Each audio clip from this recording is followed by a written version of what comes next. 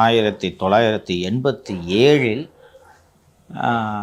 வன்னியர்களுக்கான இடஒதுக்கீடு என்று 87 மிகப்பெரிய போராட்டம் நடைபெறுகிறது. ஐயா திரு ராமதாஸ் அவர்கள் தலைமையில் நடைபெறுகிறது. எம்ஜிஆர் அப்போது அமெரிக்காவில் இருக்கிறார். திரும்பி வரும் நாளன்று நடைபெறும் போராட்டம் என்ற நினைவு. சாலைகளில், நெடுஞ்சாலைகளில் மரங்களை வெட்டி போட்டு, பள்ளங்கள், ட்ரென்ச்சஸ் வெட்டி போட்டாங்க. ஸ்தம்பித்தது நெடுஞ்சாலை. இன்றைக்கி மாதிரிலாம் 4 லைன்லாம் கிடையாது, ஒரே ரோடு தான். வெட்டி போட்டுட்டாங்க குறுக்க.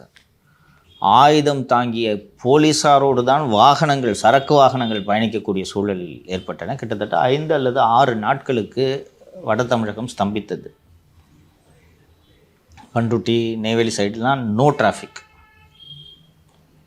அந்த டிராஃபிக் கட் ஆனதுனால, இன்றைக்கி எல்லாம் வசதி வாய்ப்புகள்லாம் வந்துருச்சு. ஹைவேஸில் டிராஃபிக் கட் ஆனதுனால அங்கங்கே பயணிகள், மாட்டிக்கொண்ட பயணிகள்லாம் உணவின்றி தவித்தார்கள். பெரிய போராட்டம். 21 பேர் போலீஸார் துப்பாக்கி சூடில் கொல்லப்பட்டனர். அந்த சமுதாயத்தின் பலம் என்ன என்பதை தமிழகமே உணர்ந்து கொண்டது.